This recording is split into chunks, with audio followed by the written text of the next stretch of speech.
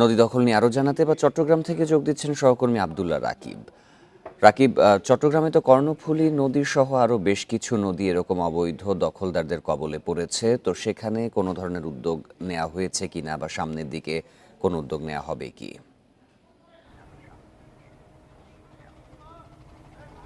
জি, চট্টগ্রামের যে নদী দখলের চিত্র সেটি আসলে দীর্ঘদিনের এবং কর্ণফুলীর দখল দূষণে যে বিপর্যস্ত অবস্থা সেটি আসলে সবসময় গণমাধ্যমে সেই চিত্রটি উঠে আসে।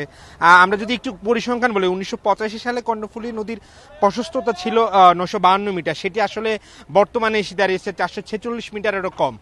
এবং এটি সম্ভব হয়েছে একমাত্র কর্ণফুলী নদীর পার ঘেঁষে অবৈধভাবে গড়ে ওঠা বিভিন্ন স্থাপনা, বিশেষ করে বরফকল, মৎস্য অবতরণ কেন্দ্র সহ বিভিন্ন শিল্প কলকারখানা এখানে দখল করে কর্ণফুলীর তীর ঘেঁষে গড়ে উঠেছে এবং সেটি ধীরে ধীরে দখল করে কর্ণফুলীর একেবারে প্রশস্ততা সেটি একেবারে কমে গেছে। এছাড়া আমরা দেখেছি এই কর্ণফুলী নদীর রক্ষায় হাইকোর্টের একটি নির্দেশনা আছে এবং হাইকোর্টের যে একটি অবৈধ স্থাপনা, অর্থাৎ প্রায় 2000-এর বেশি অবৈধ স্থাপনা ছিল, সেটি উচ্ছেদে চট্টগ্রাম বন্দর কর্তৃপক্ষ এবং জেলা প্রশাসনকে যে নির্দেশনা দিয়েছিল সেই নির্দেশনার আসলে শতভাগ বাস্তবায়ন আমরা দেখিনি।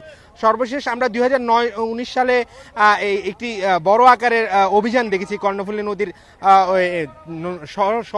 শহর পাশে যে তীরগুলো রয়েছে সেই তীর ঘেঁষে গড়ে ওঠা যে স্থাপনাগুলো ছিল সেগুলো উচ্ছেদে বন্দর এবং জেলা প্রশাসন সেই সময় যৌথভাবে অভিযান পরিচালনা করলো। আমরা এরপর থেকে আসলে কোনো ধরনের তৎপরতা দেখিনি। 2022 সালে নদী রক্ষা কমিশনের চেয়ারম্যান সেই নির্দেশনা দিয়েছিলেন যে কর্ণফুলীর রক্ষায় যে অবৈধ স্থাপনা আছে সেগুলো উচ্ছেদে, কিন্তু সেক্ষেত্রেও আসলে জেলা প্রশাসন সেটি বাস্তবায়ন করে নাই এবং তারা বলেছিল আসলে কোনো ধরনের তাদের যে জনবল এবং লোকবল সেটি আসলে পাওয়া যায়নি, যার ফলে আসলে কর্ণফুলীর কে ঘিরে যে দখল দূষণ সেটি আসলে নিত্যই চলছে। নদী দখল নিয়ে চট্টগ্রামের পরিস্থিতি জানাচ্ছিলেন সহকর্মী আব্দুল্লাহ রাকিব।